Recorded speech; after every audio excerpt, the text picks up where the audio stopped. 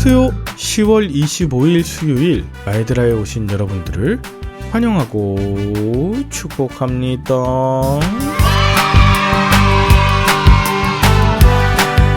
저는 마이드라를 준비하면서 참 많은 유익이 있음을 느낍니다. 그 많은 유익 중에 하나는 제가 말씀을 가까이 하게 되었다는 것이고요. 또 다른 것은 가까이 한 것을 영상과 글로 남겨서 저나 다른 분들이 두고두고 볼 수 있다는 유익이 있습니다. 그런데 제가 그간 빌립보서를 포함해 마이드라 본문을 한 번도 묵상한 적이 없었을까요? 분명히 많은 묵상과 설교를 한 적이 있어요. 그래서 때로 마이드라 본문이 나오면 제가 예전에 묵상하고 준비했던 것을 다시 반복하지 않는 건 그때와 지금의 제 삶의 자리와 태도가 전과 다르다는 데 있죠. 그래서 제게 한 가지 바람이 있다면 그때그때 말씀을 상황에 따라 다르게 해석하거나 강조하기보다 시간이 지나도 이 마이드라가 변함없는 복음의 진리를 담고 있고 주의 말씀을 내 삶에 접목시키고자 하는 그 순수한 열정이 변하지 않길 소망해요. 나이가 들어도 이 마이드라를 듣는 사람이 바뀌어도 그 안에 하나님께서 이 마이드라를 들으시는 분들에게 하시는 이 본질적인 복음의 메시지가 변하지 않아서 이후에 들어도 지금 내게 하신 하나님의 말씀으로 들릴 수 있기를 소망한답니다. 그럼 오늘도 주님이 주실 말씀을 기대하는 마음 담아 힘차게 마이드라를 시작해 보도록 할까요? 자, 출발!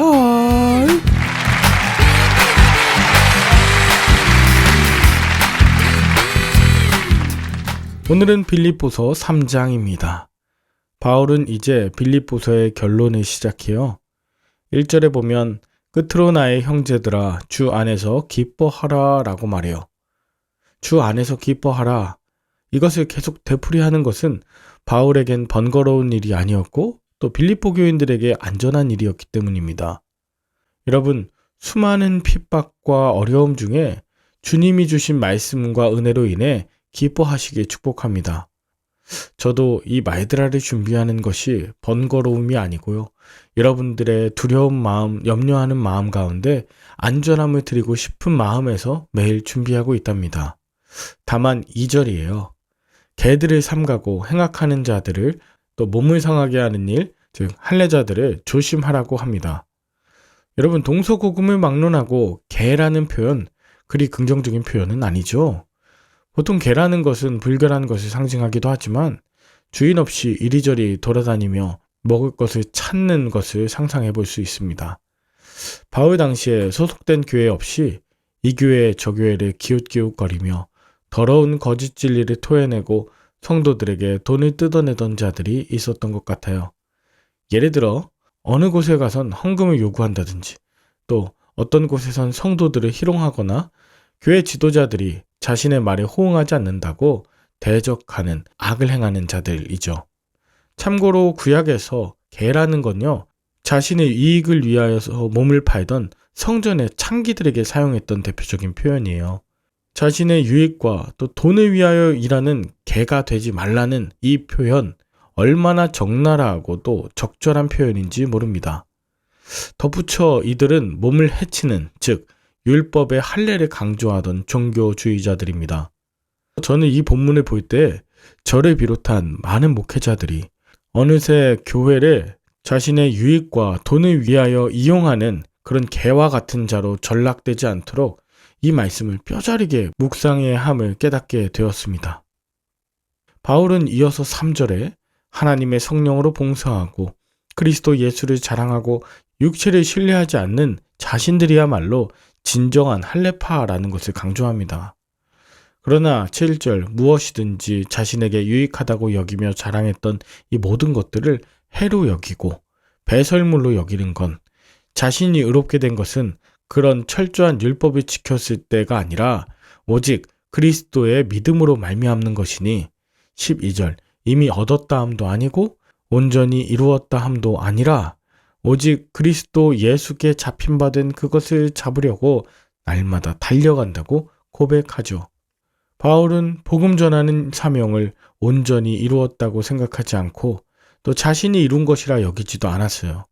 오직 14절 표대를 향하여 그리스도 예수 안에서 하나님이 위에서 부르신 부름의 상을 위하여 달려간다고 고백합니다. 이제 오늘 본문에서 가장 중요한 부분이 나옵니다. 17절이에요. 형제들아, 너희는 함께 나를 본받으라. 이런 본받으라고 하는 이 서미메테스라고 하는 단어는요, 그 외모가 아니라 행함을 따르라는 거예요. 인격과 삶의 변화를 촉구하는 말입니다. 함께 자신을 본받으라는 이 말, 얼마나 부담되고 엄청난 말입니까? 바울은 다신교 체제 로마 시대에서 철저하게 그리스도 십자가의 뒤를 뒤따라 걸으라고 권면하고 있어요. 목회자가 성도들에게 또 부모가 자녀들에게 세상의 가치가 아니라 오직 예수 그리스도를 따라 살아갈 때에만 이와 같은 담대한 권면을 할 수 있어요. 너희는 함께 나를 본받으라 라고 말이죠. 이것은 마지막 20절에 보다 명확하게 설명하는데요. 우리의 시민권은 하늘에 있는지라 라고 바울이 이야기합니다. 맞아요. 바울은 로마 시민권자입니다. 또 빌립보 교인들도 대부분 로마 시민권자였을 거예요. 그러나 그것을 자랑하고 로마 시민에게 주어진 삶의 가치를 따르는 것이 아니라 바로 우리 주 예수 그리스도의 다스리심과 그 말씀에 순종하는 모습으로 살아가라는 거예요. 로마 시민이 아니라 하늘 시민의 정체성을 갖고 살아갈 때에 만물의 지배를 받는 것이 아니라 만물을 복종시키고 또 영광스러운 자로 살아갈 수 있다는 것이죠. 더 나아가 우리의 시민권은 하늘에 있는 것이라고 말하는 것은 감성적이고 추상적인 그런 말씀을 뛰어넘습니다. 이것은 실질적으로 그들 앞에 놓인 수많은 위협과 죽음 앞에서 담대할 수 있는 정체성이 됩니다. 죽음도 두려워하지 않는 이유는 내가 바로 하늘에 속한 시민이요 그리스도인이라는 철저한 자기 인식에서 비롯되어 마침내 부활 신앙까지 이어지게 되는 정체성인 것이죠. 여러분은 오늘 본문을 통해 무엇을 느끼셨나요?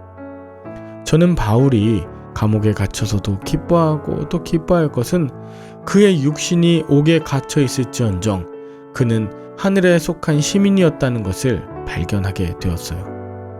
재정적으로, 물질적으로, 관계적으로 고립되고 얼매임을 당하며 사는 분들 계십니까? 여러분, 우리가 하늘을 사는 하나님의 자녀인 하늘 시민권자임을 기억하시고 자유하시길 바라요. 온전하시길 바랍니다. 개같이 돈을 쫓는 자나 자신의 유익을 위해 율법으로 회개하는 자는 결코 하나님이 주시는 진정한 자유와 기쁨을 누릴 수 없죠. 마지막 호흡까지 하나님의 사람으로서 표대를 향하여 끝까지 달려가는 것, 그것이 하늘 시민의 모습이자 사명입니다.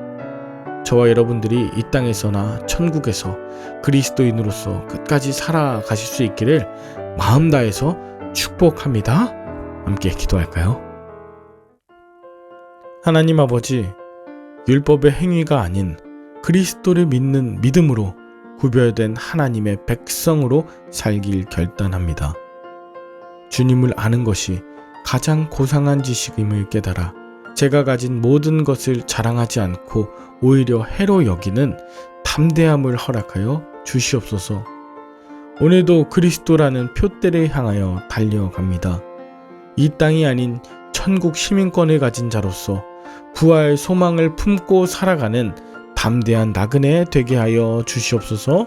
감사를 드리며 예수님의 이름으로 기도합니다. 아멘.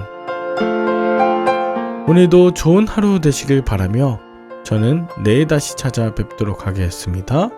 샬롬.